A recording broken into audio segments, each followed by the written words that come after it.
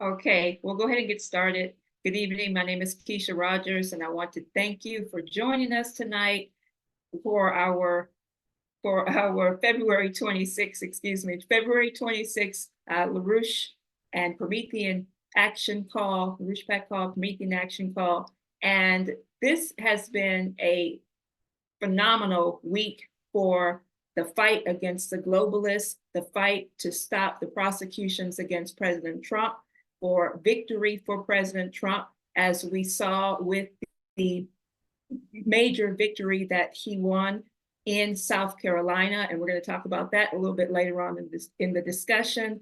And what is imperative for a complete victory over this British globalist agenda that is out to destroy our nation.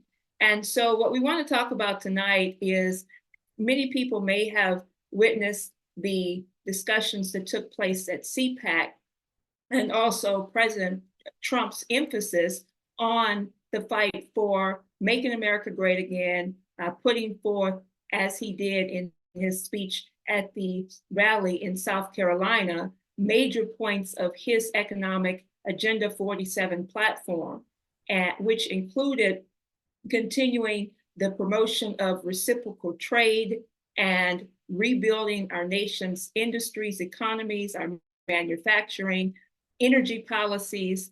And we want to discuss tonight how we're going to make that a reality by focusing on the subjects that came up in the CPAC that was discussed and brought up from the write-up that we put out tonight that Michael is going to take up in his opening. So I think I'm going to come back.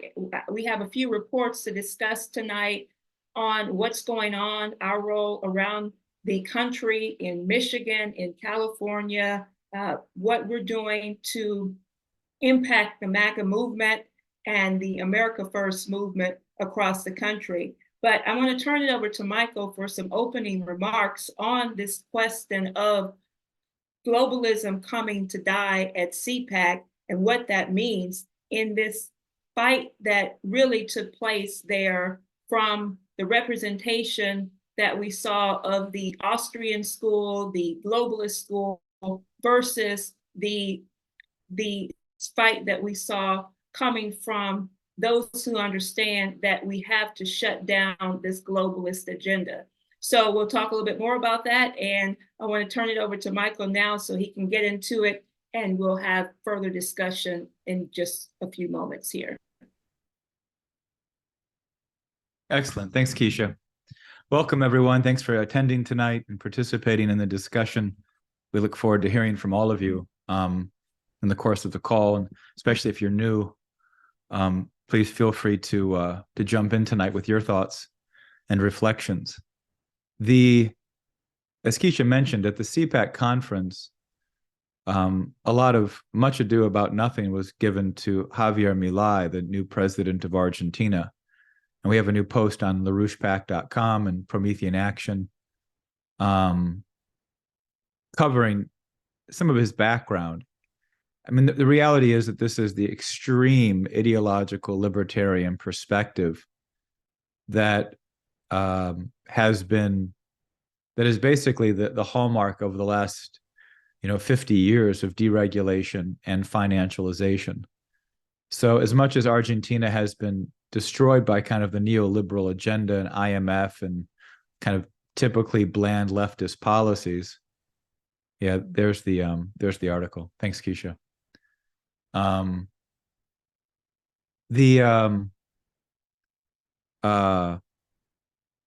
As much as this has been responsible for, and that the generically left policies that the Argentina program has tried to implement and promote without waging war on the globalization, what he represents is a very dangerous program. Somehow this kind of radical anti-establishment fervor coming from the very outlook and policies of the most rabid oligarchical elements, where government is basically subverted entirely to corporate control. But so he was given a lot of fanfare, not surprisingly. And these are the worst elements of this kind of international conservative movement. So you've got obviously there are very good, strong elements of a patriotic factions, but there are also some real weirdos, to put it in basic terms. But the standout speech, I didn't certainly watch all of them, so I can't say it was the standout speech, but a standout speech was by the new president, just recently reelected, of El Salvador. And that requires some background to who he is. And then also, but then what he says in his speech is somewhat remarkable, especially remarkable for a typical American audience. So let me give you a background. His name is Nayib Bukele. I don't know a lot about him personally, except what's just been posted on the internet. He dropped out of college, got into business, and ended up running for a small mayorship in the suburbs of San Salvador, the capital, then moved and became mayor of the capital, San Salvador, and then ended up pulling off somewhat of a coup in 2020, where he decided to run for president. They knew he was going to run. They banned the party he was going to run, so that he decided to run as a different party. Then he got wind that they were going to ban that party right before the cutoff for filing for president. So if he was filed under that other party, he would find out that that party had been banned and that registration for running for president had been shut down. So he got wind of that. This is what's been reported. And he secretly switched parties with a kind of a more grassroots conservative. He was with a grassroots left in his first switch, and he switched to a grassroots conservative party. And so that day when they announced that party had been banned, they said Bukele is no longer a candidate for president. And he said, ha, ha, ha, actually, I'm not with that party anymore. I'm with this other party. And yes, I'm on the ballot. So we've had similar experiences with that going back to Illinois in 1986, when they said LaRouche candidates weren't even running. And then the next day, the LaRouche candidates won. So he won the election substantially. And then he had to get Congress on his side, which was very much opposed to his policies. And what were his policies? We're going to clean up the drug and gang operation. And if you don't know it, the reality is that a lot of poor El Salvadorians came up to the United States in the 1980s after a long civil war, fleeing from civil war and poverty. They came up here and they became part of like the globalization, cheap labor policies that were obviously already in full scope then. Came to California, but they came to all parts of the country, as far east as Washington and New York, of course. And they found that there wasn't necessarily, there were kind of these inner city ghettos that had already been hollowed out from deindustrialization. And so they ended up forming gangs. Well, eventually, these gangs get active enough. The civil war is over in El Salvador, and they go back and begin to recruit more and develop gang networks that were built here. The most famous is Maras Salvatruchas, MS-13, famous gang in Los Angeles. Trump has referenced them. They're brutally savage. They oftentimes like to kill with knives. They have satanic elements into their core gang outlook and ideology. And so there's a lot of like mutilation and sacrifice involved in their crimes. That was brought then back down to El Salvador. And of course, it was ravished by civil war, and the gangs were flourishing. The drugs were flourishing. And of course, this has also become an area for corridors of the caravans coming up. So his policy was to shut all of that down. And he wanted to build a police force. He wanted to build these massive new prisons, which he's now done. And there are reports, I haven't been on the ground, reports of him having actually created such a stabilized prison environment where there's no cell service anywhere near the prison. The military was directly involved. They started to clean out village by village, area by area, even the barrios, the most poor and rundown and criminalized areas. They would go house to house. At one point, the gangs threw out a major riot and protest and killed like 6,000 people in the country on a single day. And they just locked down and put everybody on harsh lockdown in the prisons, and basically made all of the gang members in the prison feel the pain as much as he legally could, to make it clear that any gang activity outside will be used to justify further punishments for gang members inside the jails. So a tough kind of military type approach to what was an out of control problem. El Salvador was the murder San Salvador, the capital, was the murder capital of the world. Not that long ago, talking 10, 15 years ago, probably even more recently. So he came in, but the problem was he didn't have backing for Congress. So he went to Congress. He called a huge rally about maybe a year after he was elected, and said, we've got to change the way Congress is voting. They're not voting for the funding to now deal with this. And his approach was to hold a massive rally in front of the congressional building and call for major changes from Congress. And the crowd was whipped up. They were ready. They were pissed. I mean, he won by an overwhelming majority of president, and basically made the two main parties that have existed probably for 70 years irrelevant. They still held power in Congress.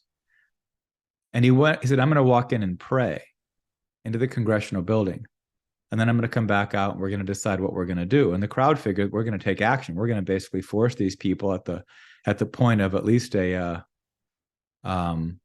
pitchfork of some sort to change their policy. So he went in there and he prayed.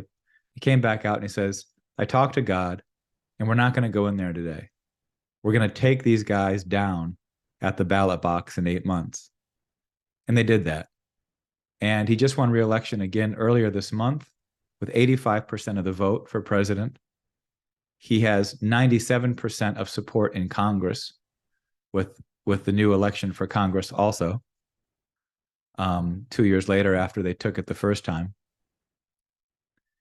And you might consider El Salvador to be perhaps one of the safest countries in the Western Hemisphere at this point. Certainly San Salvador to be far safer than Washington, D.C., San Francisco, Oakland, parts of Los Angeles, parts of New York. The homicide rate in Baltimore, I mean, the list can go on. The homicide rates in U.S. cities is far worse than anything right now in El Salvador. And he's creating an environment for people to flourish and to set up businesses again and to create economic growth and to feel stable, and they can go out and do business and walk the streets and live lives and raise children and raise families. You have it to the point that people are moving from the United States that are El Salvadorian now back to El Salvador, and there's great pride in their country. So that's at least some background on somewhat the mythical accomplishments of like a 41, 42-year-old guy. Really started this process, in his late 30s of taking over the presidency with a commitment to rebuild the country. And clearly he had some support from some of the institutions, patriotic ones, but it has been accomplished. And to the outright hysterical freak out of the entire globalist liberal program, whether it's the US State Department or other institutions, UN human rights, criticisms of how they're treating gang members. I mean, the level of hypocrisy of these institutions knows no bounds, as we know. But he has accomplished something remarkable. And as he started his CPAC speech, I guess the slogan for CPAC this year was where globalism goes to die. And he says, well, in El Salvador, it's where globalism already died. And that he's actually waging a conscious effort against what he knows to be an international cabal of of an outlook, of an ideology that looks to destroy his country and to abuse it and to destroy it and to basically empower the most satanic forces on the planet, of which Maras Salvatruchas, this gang, is a satanic force. I mean, far more satanic than any of the networks in Afghanistan today. I mean, there are some pretty bad networks, but these guys are far worse. I mean, there's no God. Let's put it that way. Now, the interesting thing is, I think I wanted to mention this, that the prisons have become so stable and without the level of corruption involved, because they had these horribly poor prisons. The corruption was rife with corruption. That because of the stability in them now, you're actually getting so many of the gang members to realize that they were just lost souls, and they're now, because of missionary work and others, they're actually converting to a Christian outlook and a certain belief structure that's human. It's not savage. It's not insane. It's not ultimately evil and violent. So, somewhat miraculous, hard to deny. And he is the hope of many in Central and South America. You know, the problem we face today is that places like Ecuador, which is the starting point for a lot of this illegal migration into our country in these caravans, where you don't need a visa to travel there, so people can fly in from all over the world and then traveling, is right now been taken over by massive gang activity, where gangs are one of the top gang mafia leaders is filming music videos inside his jail cell with all the possible luxury you can imagine. So the level of corruption and destruction of these places is of great U.S. national interest and security. But it's, as we know, that's an argument to be made. It's also just a human question. Why have we been tolerating? Why have we been supporting coups, civil wars, the CIA, the Black Ops, the Bush League operations? We've been allowing and letting them run underhanded operations in many of these countries for far too long. So he comes here to CPAC in Washington, D.C. this last weekend, along with Javier Milei, who is somewhat of a, he's not a substantial person. He's obviously a tool. But this guy, Nayib Bukele, it's Bukele if you're wondering. So Nayib Bukele comes and he says, globalism has already died in El Salvador. And you have some background now of what he's accomplished and what he's done. What he then goes into with his speech echoes probably the only person who raised this in CPAC. Many others know, many Americans know. I was at a Turning Point event maybe a little over a year ago where Steve Bannon and what's his name? Charlie, what's his name, Keisha? The guy that Charlie Kirk, you mean? Charlie Kirk, yeah. Yeah. Mm-hmm. And others were on a stage discussing the financial crisis of 2008 and the bailouts. And if you've been on these calls before, at the end of last year, at the end of December, we covered the question of the bailout system as a dominant factor, especially for younger generations. For older generations, people over 65, people over 60 who have bought a home within the 20, 30 years ago, who have stock investments, the bailouts seem to be okay. The house prices came back up, stock prices went back up. Yes, there are problems, but that ain't one of them. But for younger people, especially who didn't buy a home and don't have stock investments and haven't benefited off this massive inflation for 30 years, it is almost unbearable looking at the future and trying to figure out, how am I ever going? Do I even want to own a home? Buying a home today at the prices they are, and then they keep raising real estate taxes. In some states, people are moving to places like Tennessee because there are low property taxes. But people who live in many of the more populated areas can't think of their working class. Even if they bought a home, their taxes would be more than the rent they're paying right now. Then the repairs. Who knows what their mortgage rates are going to be? And do they have any job stability? If you're working in the auto industry in Detroit, you certainly don't under the green agenda. So, and that's true with a lot of things. So, that's the crisis of young people. And we're going to get back to that in a second when we talk about South Carolina and Trump's rally, because a lot of young people are attending these things. But the reason that's there is because we have been running a Federal Reserve money printing machine.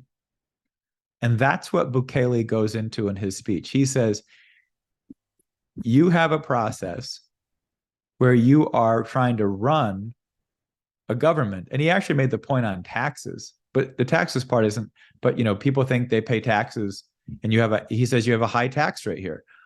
He's at CPAC, but it's somewhat true, but nonetheless, he says you think your taxes are funding the government, but the government's not funded by your taxes. It's funded by government debt. And the government debt is basically bought up and paid for by the Federal Reserve. But what he really ultimately gets at, you have a money printing bubble, one of inconceivable proportions. Now, we're not the only country. I mean, to have a debt to GDP ratio of more than, like 120% debt to GDP is kind of normal these days. It wasn't normal 40 years ago, but it's normal now. Germany, Japan, China, everybody's got G7, every nation just got tons of debt. But hey, it's like, well, what are we doing with all this debt? Well, we know what we've been doing. We've been running forever wars. We haven't been building any infrastructure or power plants or better cities or industrial facilities or any of that sort. We bailed out the banks. We did forever wars, and that's basically what we've gotten for our money, and a bunch of fentanyl and drug overdoses and despair and gang activity and open borders. So, and a bunch of surveillance companies called Silicon Valley. But he says directly, you've got to end this. So here's a president of a small, what we would have called 60 years ago, it was called a banana republic. This is where a lot of our bananas come from. And so a so-called, here's the leader who's run a coup, a patriotic, or what you might call constitutional coup in the country, overthrowing the establishment, overthrowing the old parties, with massive support of the population of 85%, as high as probably anywhere in the world. And he comes to the United States and he says, you better get your ship in order. And the way he addresses that is this financial racket of massive bailouts and money printing and debt creation that he knows if that blows, if that sinks the United States, it won't just sink us, it will sink much of the world. The chains of connecting this global debt production of all the major economies is highly interlinked. So it's not like any one country is separate in terms of the massive debt bubble. How it all might fall out and be addressed if it happens in a chaotic way is unclear. But he's coming here and saying, not from a Javier Milei anarcho-capitalist libertarian perspective that the problem is get the government out of the way. He's saying that your government, your next president, and this is a quote, has to make major structural reforms. Don't come in with just some good policies. Standing here as the president of El Salvador, I can tell you, looking at the United States, you need some big structural changes. How you have set up your system, it cannot be made to work.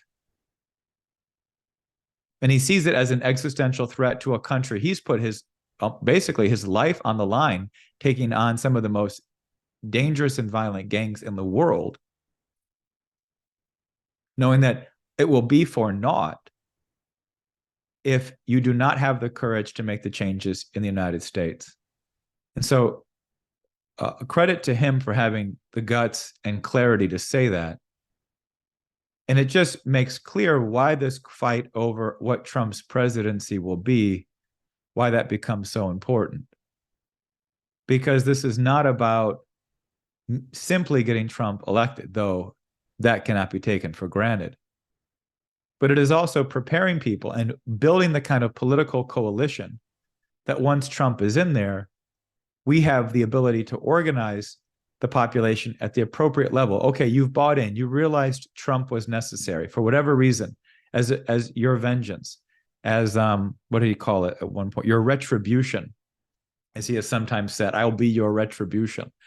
Apparently, Joe Biden in 2020, Joe Biden won 96% or 94% of the black vote.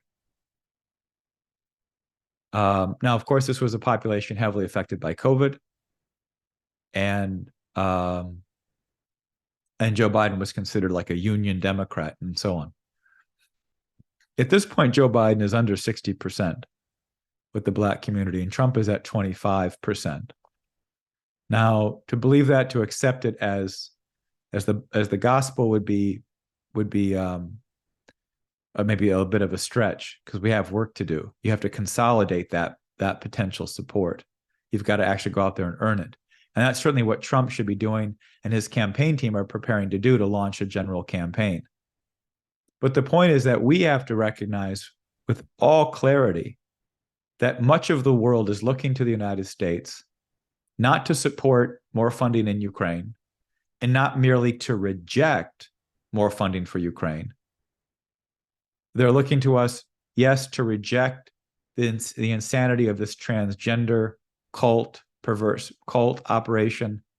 They're looking at us to reject the green insanity of windmills and solar panels as some way to build out of poverty and to build a viable, functioning nation. But they also know that the United States is going to have to make real fundamental changes to address past sins.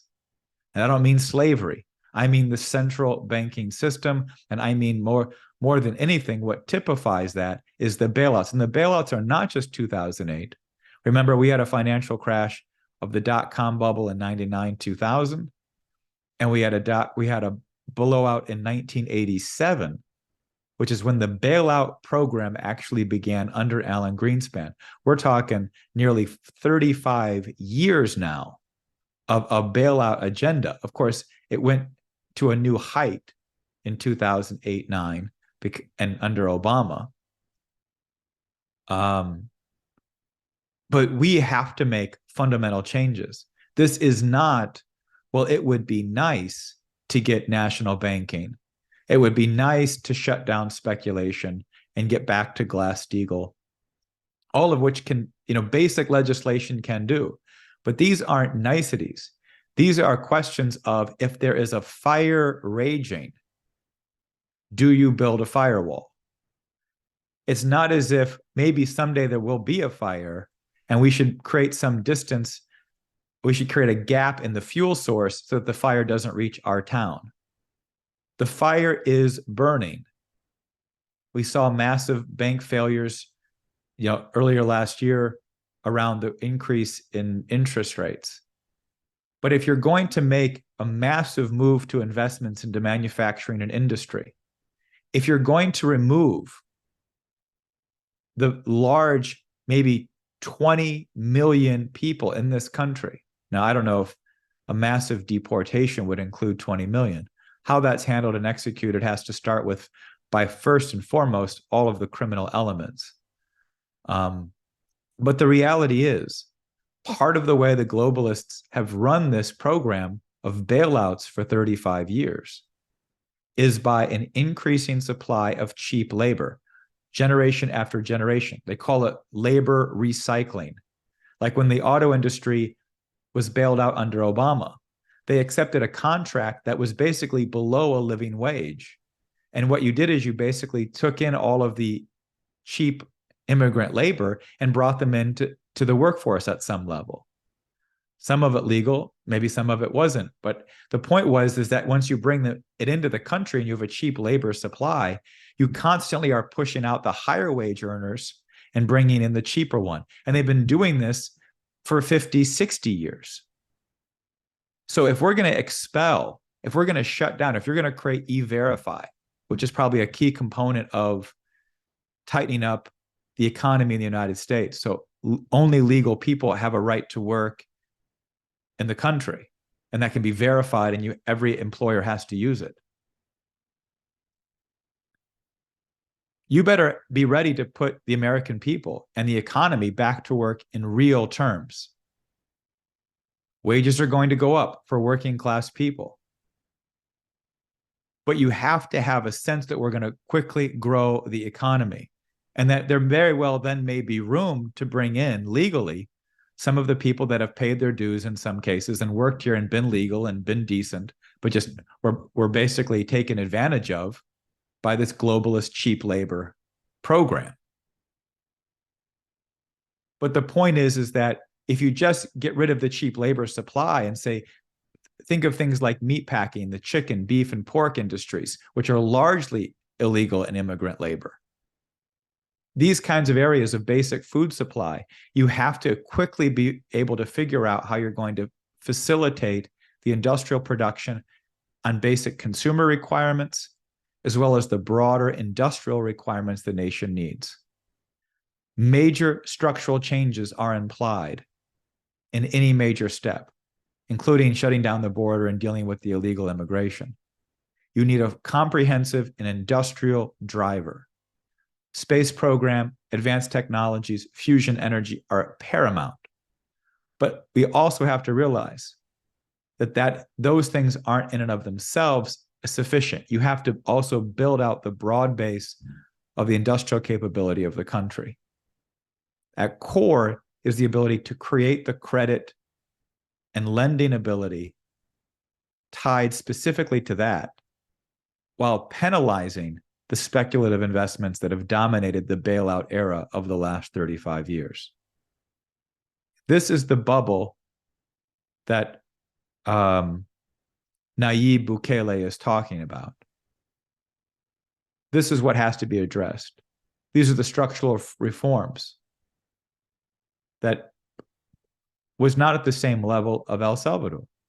He didn't have to confront maybe this level of economic questions, but it is what we have focused on for many, many years.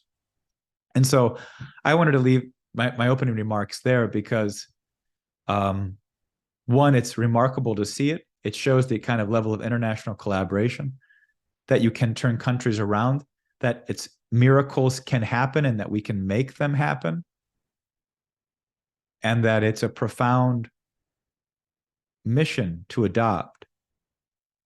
But our mission then is to recruit people to the scope of what's required, not because we know the technical details, but because we have the courage to say this is necessary. You know it's necessary. Let's mobilize to make sure that not only is Trump elected, but this is the quality of the presidency that we accomplish once he is elected and inaugurated. So we got the Michigan election tomorrow. We got Super Tuesday a week from tomorrow. But Keisha, I'm going to leave my opening remarks there and throw it back to you and see what you got to say.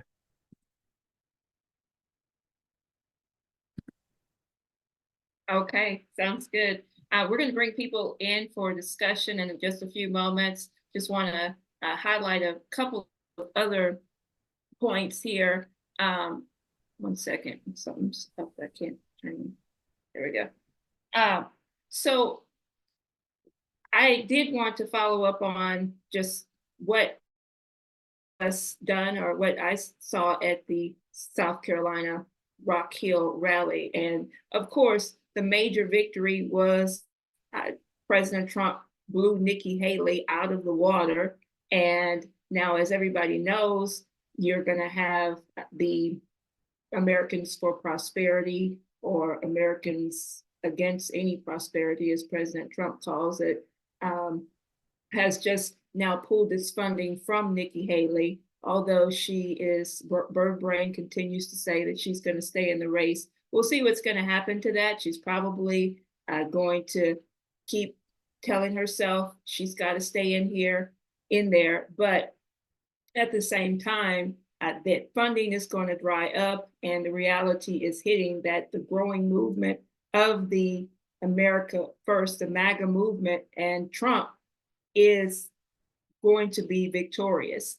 And from the standpoint of the young people that Michael was bringing up, and how we're seeing a major influx in various ethnicities, Blacks supporting President Trump. President Trump was speaking this weekend, also not just at the Rock Hill, South Carolina rally, he was also speaking at the Black Conservatives event. And I wanted to, and I didn't go to that event, but I will say that the numbers of young people, college-age students, I met a group of young women who were there, who were at the Rock Hill, South Carolina rally from a college in Florida. And the young people who were running the process in terms of bringing in volunteers and who were active campaign Team Trump, you had a lot of these young people walking around with these jackets on, very nice jackets that said Team Trump, and running and organizing things there. And you just found that they were committed to, we have no future. People, as Trump has said, you have the family structure being destroyed, the nuclear family, the ability of young people to even have family, to have children. That obviously came up in his speech as well, in terms of this major debate that was going on in the decision that was just made in Alabama in terms of the issue of IVFs and fertility treatments, and his stance on that. But this goes directly to his Agenda 47. His focus in that speech at the rally was promoting the family structure, going after Biden's insane green energy policies and agenda, and also discussing reciprocal trade, which has been a major part of his campaign. And I wanted to bring that in because it gets at the heart of what Michael is discussing here in terms of the importance of this message that came out from Bukele.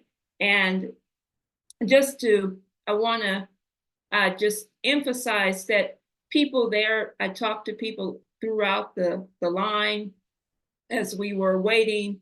I had a chance to volunteer, and so I was able to talk to some of the volunteers and people who were running and active in the program in the rally there. And there was just a lot of people who were extremely excited about the potential for victory and going after the insane attacks on President Trump.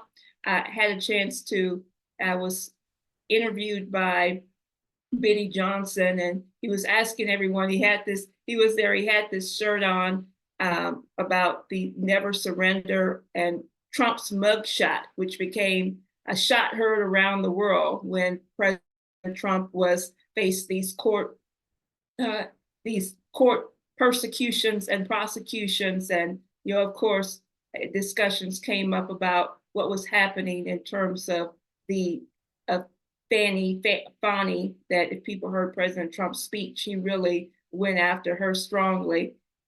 And this whole attack and this warfare attack, and how this crazy woman has basically just lied. And this is a part of the operations being run by Joe Biden, the criminal operations against him and against the American people. And so you saw people just ready to fight. But as said, I think that this real upsurge that you are seeing in young people just coming out and wanting to take more responsibility in this fight is extremely important.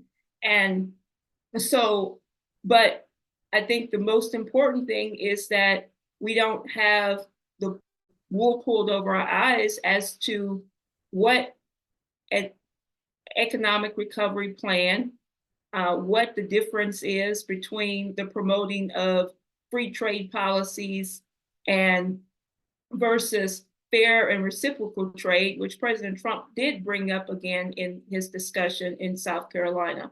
But I think as we move forward, this is going to be a major point of discussion, which is the question of how we rebuild our way out of this mess with a real American system economic policy to stop the agenda of the Federal Reserve and the globalist agenda, the NAFTA policies that President Trump has gone after and shut down previously and is committed to shutting down again, the insane border policies that he has very strongly made the point of what he would do when he's back in office to start the deportation process, to start the fight for closing and protecting our border.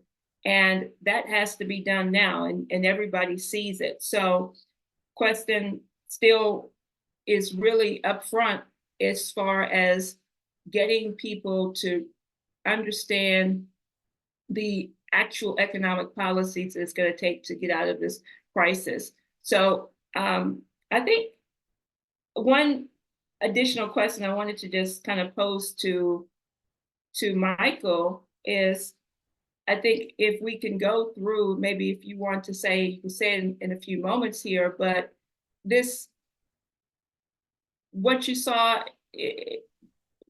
from the standpoint of what Barbara brought up in her new report that she put out on Javier Milei that you discussed, and then the contrast of what Bukele said there is, really important to take up from the standpoint that most people would look at this and you have, the conservative policy that people think is the conservative policy is, a free trade policy, but free trade is not free. And that's why President Trump has continued to emphasize the question of fair and reciprocal trade that really goes back to the principle that has been outlined by one of the greatest economists by the name of Henry C. Carey. And most people, we don't talk about Henry Carey any longer. I do want to point out that people should really take a look at the emphasis that Barbara puts in this recent article that she wrote on Javier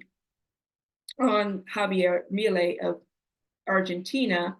At the end of that report, she discusses two major works that were put out by one of our associates, Bob Ingram, who people know about, that you should take a look at, because it goes through the question of it's time to learn real economics. And, he discusses the libertarian model of the von Hayek, the libertarian Keynesian school, von Hayek, road to serfdom, versus the American system economic model, which goes back to the principles of protectionism, which President Trump was talking about during his campaign. It goes back to the principles of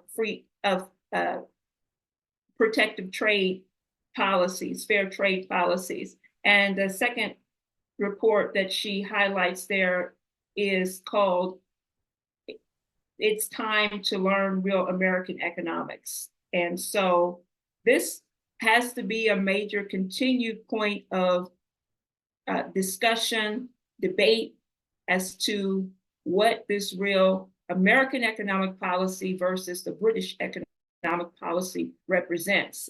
And I think more people have to dig into this a bit more. So is there something you'd like to say further on that question and the nature? Well, I think that what people have to realize is that it is outright political warfare right now to keep Trump out of office. That's clear. But we have not even touched the level of economic sabotage that will be taken if Trump comes in and pulls in a team of patriotic figures, what we would call America First or MAGA or so on. But what those things really mean is that you're committed to the interests of the American people, all of the American people, at least the overwhelming 99% of them. And the question of economic warfare will become very real. This is what Lincoln confronted. And so Trump, in his first term, had to salvage first his presidency. The ship was taking on water. There was a sinking ship throughout the entire first year. It didn't stabilize until really the beginning of the second year, where he finally kind of grabbed hold of a certain staffing, a certain program, and was able to start marching a little bit more coherently. The coup was, of course, in full play. I mean, he lost his attorney general within like the first week. Steve Bannon and others were just not getting along. People were getting kicked out of the administration. All of them were creating some degree of chaos. So that was the political warfare. Trump, for example, in like January, February of 2017, did an interview with Bloomberg where they were asked what his economic thinking was. And he said explicitly in that interview, we needed to get back to Glass-Steagall. And, that went out publicly. Trump never even had a chance to consider or think about that kind of policy, given what duress he was under. And if the economy began to tank, if he engaged in economic warfare and they began to sabotage that of course was his winning ticket up until the COVID fiasco hit the country and all the rest. So the economic warfare is going to be real. If Trump goes hard, and someone just texted in on tariffs, Trump used tariffs. He went against free trade. He used it on China to begin to balance out the trade deficit. People have to realize the reason why you have Chinese or Saudi or foreign individuals, companies, and countries buying up huge areas of land, whether in cities or farmland, is because the trade imbalance has been so massive. They have tons of dollars. They've got to do something with them. So they're buying up. So you've got to balance the trade and the trade deficit, get back to a trade surplus. It's the only basis of an international currency, is that the country that's responsible for that currency has a trade surplus. That means massive exports from the United States. But to get there, not just to use tariffs to balance out and bring some money in and to force some manufacturing back, but to really create an environment for manufacturing, you need two things. You need decent rates of credit, and you need really cheap energy. Both combined are critical. Then you've got to then figure out, which can be done fairly easily, where you build the large industrial complexes, what you're going to build the new modern steel plants. All of that becomes easy. Once you have the power supply moving, it's very obvious where you want to build things, the old water wheel principle. Trump moves in that direction. It will not be uncontested. It will be outright economic warfare, unlike anything we've seen. And in some sense, what happened in his first term was Wall Street made friends with Trump because they were afraid of what he would do if he moved with Glass-Steagall, if he would move in these directions. So to avoid that, they figured they could perhaps work with them. Now, there are some patriotic elements even of Wall Street that don't want to see the country destroyed or torn to pieces. But if Trump really moves in this direction, the population has to be hardened around what's going to be required to win and rebuild the country. And it doesn't all happen in a day. It's going to take time. It's going to take a full term and more. And Trump can't do it alone. He can't do it probably all in one term. But getting this thing moving in the right direction will be opposed in unimaginable ways. And this is what Henry Carey realized. Carey knew that they were in a war with the British system, and that the British system wanted to destroy the very legacy, vestiges, and institutions of that American system. We might have ended their system of slavery, but that wasn't going to stop them from destroying our system of industrialization. And so I think that's really the main question, this is what Bukele basically stressed, and knows that this is how you have to win a war as the presidency of a nation. And we've got to prepare ourselves and prepare Trump and the MAGA movement for that. So that's at least what I'm thinking.